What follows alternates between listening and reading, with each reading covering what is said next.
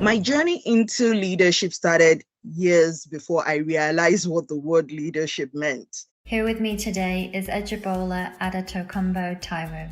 Ejibola has an ambitious drive to grow more women leaders and drive change by empowering women through entrepreneurship.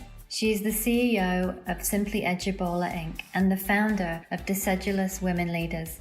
Ejibola is the creator of the Femme Immigrants for Female Immigrants in Canada, the initiator of the I Integrate Next program for newcomers in Canada, and the co-organizer of the Rise Up Pitch competition for Black Canadian women in business. Ejibola speaks so passionately about being on a mission where hashtag no woman should be left behind, a slogan supported by the United Nations Sustainable Development Goal of gender equality, upon which her network Decedulous Women Leaders is built. Ejibola wears many hats. She's an entrepreneur, women empowerment leader, an entrepreneurship consultant, a several awards winner, a 2-time TEDx speaker, and sought-after speaker at women events.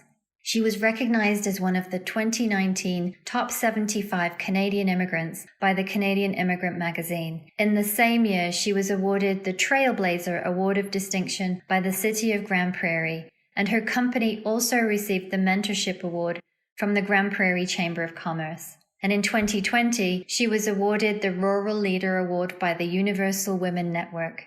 Her Sedulous Women Initiative was also a finalist for the Alberta Chamber of Commerce Award. Wow, welcome Ejibola. The next leadership award goes to Ejibola Adetokunbo Taiwo, the CEO of Simply Ejibola and the founder of Decedulous Women Leaders. Ejibola Adetokunbo Taiwo is on a mission to help women of color leverage entrepreneurship for leadership and economic advancement. Keenly aware of the barriers to entry and wanting to impart real-world change, in 2021, Ejibola created the I Launch Her product program to increase the diversity of products available in retail spaces in big box stores. This first-of-its-kind national initiative connects retail-ready BIPOC and immigrant entrepreneurs to buyers from different industries, as well as corporate and financial advisors who can help accelerate their growth. And it doesn't stop there. To ensure their products are positioned competitively and ready for shelf presence, all participants then engage in an 18-month training program where they gain direct access to the tools that will set them up for ultimate success. I would like to introduce Ejibola Adetokunbo. She's done so many wonderful things that if I were to tell you all of those things, we'll be spending the entire day here. So to some degree, I have shortened it. She was a banker. She's now an entrepreneur. And she supports BIPOC founders. She's a business coach and is also an advocate for women entrepreneurs. She supports and endorses and encourages women, and she tries to empower them, particularly women who are in business, who have their own businesses. She encourages them to use their skills as tools for leadership and economic advancement. And our standout guest today, oh boy, I hope you are ready because you are going to be inspired. Ejibola transitioned from a successful career in banking to forge her path in the unpredictable world of entrepreneurship. So get ready to be inspired as we delve into the secrets of her transformation to becoming the leader she was meant to be. On this week's edition of Eastlink Magazine, we have an interview with entrepreneur, business coach, and advocate for women entrepreneurs, Ejibola Adetokunbo Taiwo. We are beginning to see banks having a department especially for women entrepreneurs. She is the founder of the Decedulous Women, an organization put together to empower women in business. She is also the CEO of Simply Ejibola. We'll tell you guys more about Simply Ejibola. Welcome, my friend, my sister, Ejibola. Thank you so much, Inya Kim. Connect diverse women by providing them with tools and resources and a safe space to network and grow their business. So from your work, can you tell us what policies should be in place to create a more equitable economic ecosystem for Black and racialized women entrepreneurs? Lack of funding to get their business to scale, to grow, to get to that level where they can expand beyond their city, beyond their province, beyond Canada, and go international. Lack of business information that is tailored towards their business structure.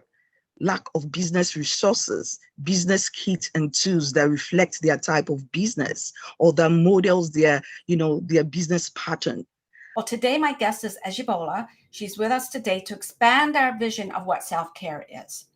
As a woman of influence and one of the many powerhouses within the Black community here in Canada, Ejibola is a community builder who develops creative programs within an entrepreneurial ecosystem. Next on our panel, we have Ejibola Adetokunbo Taiwo. Ejibola, you were pivotal behind Rise Up Challenge most recently, and you've also created the first immigrant grant. I want to talk about the important role that grants and prizes play, because I don't think they get enough airtime in being able to have that as a validating point for these women who are running successful businesses and helping them get into mainstream financial that whole mainstream financial pathway. So talk to us, if you can, about the importance of grants and prizes and what you're seeing and how that is helping more women get capital into their hands. Ejibola.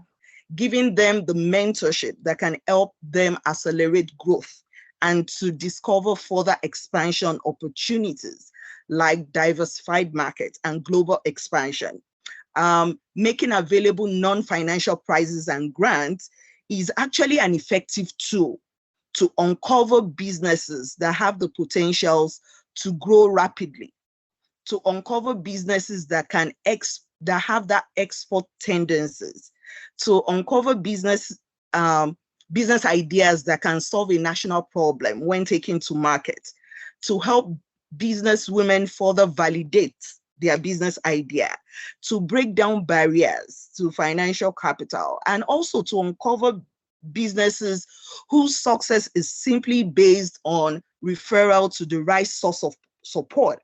For instance, a great tech idea that wins a $10,000 grant has given the organizers of that grant an opportunity to uncover the potential in that business, and they can make a good referral to, for instance, a technology development advisor at the Regional Innovation Network to access further funding from Alberta Innovates. Such a business could, in future, based on their growth success, start thinking of equity crowdfunding or pitching before business innovators, venture capitalists for increased round of funding opportunities. So from the scenario that I just painted, you could see that the level of growth opportunity that is available, starting from just a little amount of grants given out, it could take that little business to greater growth opportunity. It actually takes a whole ecosystem to bring about the desired growth and economic development we hope to see, particularly for women in business. We need to be inclusive of the smaller businesses, the micro businesses, because they are the future. We can't leave them behind. They've got too much potential for us to ignore them. We've got to carry them along. We need their success as much as we need the successes of the bigger businesses.